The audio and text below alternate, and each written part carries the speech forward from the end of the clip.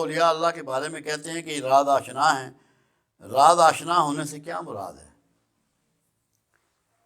جو چیزیں اللہ نے بھید میں رکھی ہیں، بہت سی چیزیں، تو جب اللہ کسی پر رحمت کا ارادہ کرتا ہے، جب کسی پر مہر کرتا ہے، تو ان کو ان چیزوں کے بارے میں آگاہی بھی دے دیتا ہے۔ جیسے قرآن حکیم میں 3 مضمون اس کے حوالے سے آئے۔ جو میرے انعام یافتہ لوگ ہیں، میں ان کی محبت لوگوں کے دلوں میں ڈال دیتا ہوں۔ جو میرے انعام یافتہ لوگ ہیں، میں ان کا ذکر پچھلوں میں چھوڑ دیتا ہوں۔ جو میرے انعام یافتہ لوگ ہیں، میں انہیں مستقبل کی خبر دیتا ہوں۔ تو مستقبل تو ایک راز ہے اللہ کا، راز آشنا ہو جاتے ہیں۔ اور جس کو سب پہ عیاں کیا اللہ نے، رسول اللہ صلی اللہ علیہ وسلم کا نام یاسین رکھا، سورہ یاسین بھی ہے۔ تو یاسین کس کو کہتے ہیں؟ اللہ کے رازدان کو یاسین کہتے ہیں۔ جب اس نے اپنے حبیب کو اپنا رازدان بنا لیا، تو جو حبیب کے حبیب ہیں ان کو بھی رازدانی عطا ہو جاتی ہے، ان کو بھی رازدانی عطا ہو جاتی ہے، اور یہ راز آشنا ہوتے ہیں۔ وقت سے پہلے وقت کی خبریں ان کو پتہ ہوتی ہیں، یہاں تک ہوتے ہیں۔ ایک ایسا واقعہ ہے جو تاریخ میں درج ہے کہ شیخ عبد القادر جیلانی علیہ رحمہ کے مرید خاص، یہ ابن عربی کے والد صلاح الدین، وہ آپ کے بیعت تھے۔ ایک دن کہنے لگے کہ سرکار میرے بیٹا نہیں ہے، میرے اولاد نہیں ہے۔ آپ نے کہا میں نے لوح محفوظ پہ نظر ماری ہے، مجھے تیری اولاد نظر نہیں آئی۔ اب لوح محفوظ کو دیکھنا رازدانی نہیں تو اور کیا ہے؟ پھر آپ نے فرمایا کہ اچھا میرے ساتھ کمر سے کمر جوڑ کے کھڑے ہو جاؤ اور جاؤ آج اپنی بیوی کے پاس، بیٹے کا نام میرے نام پہ محی الدین رکھنا۔ ابن عربی کا نام پھر محی الدین ابن عربی پڑا۔ تو یہ رازدانی کے بغیر کیسے ممکن ہے؟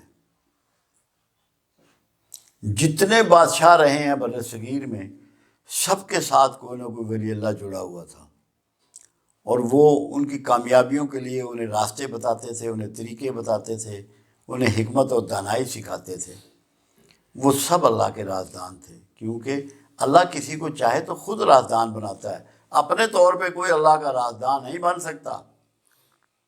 اور وہ آگاہیاں دیتے ہیں، بڑی بڑی آگاہیاں ان لوگوں نے لوگوں کو دی ہیں۔ یہ سلسلہ قیامت تک جاری رہے گا، ابھی بھی جاری ہے۔ اب زیادہ پیشہ وری شروع ہو گئی ہے، کمرشل ہو گئے ہیں، تو جو اس کے اندر ایک تاثیر تھی اور ایک خاص مستفید ہوتے تھے لوگ اس سے، وہ بہت کم ہو گیا۔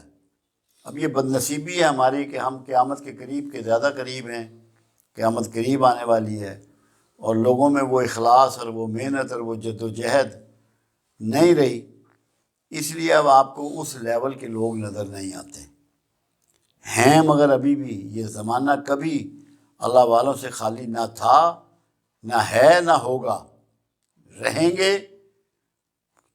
چپکے اللہ کے راز بھی افشاں کرتے رہتے ہیں بیچ میں، جیسے نعمت اللہ شاہ ولی کی پیشن گوئیاں ہیں جو 1000 سال پہلے انہوں نے شعری الفاظ کے ساتھ درج کی، اور اس کے آخر میں یہی کہا کہ نعمت چپ ہو جا، اللہ کے رازوں کو فاش مت کر، یہ نہ ہو کہ اللہ کی گرفت میں آ جائے۔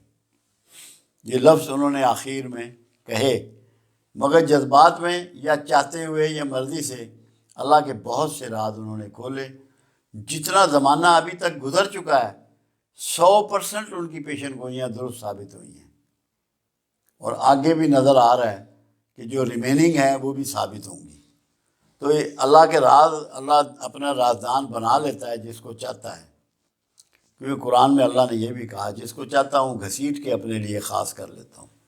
تو جس کو خاص کر لے تو اس کو کوئی باتیں بھی تو بتاتا ہے نا۔ آصف بن برقیہ بیٹھے ہوئے ہیں سلیمان علیہ السلام کے دربار میں، اٹھے بھی نہیں وہاں سے، تخت بلقیس بھی لے آئے۔ تو یہ راز ہی ہے نا، اللہ نے بتایا اس طرح کر لے بھائی، کھٹک کر کے وہ آنکھ جھپکتے میں تخت بلقیس آ گیا۔ تو اگر رازداں نہ ہوتے، حالانکہ وہ تو پیغمبر نہیں تھے آصف بن برقیہ، پیغمبر تو سلیمان علیہ السلام سے، تو اس کو ذرا سمجھنا ہے تھوڑا سا۔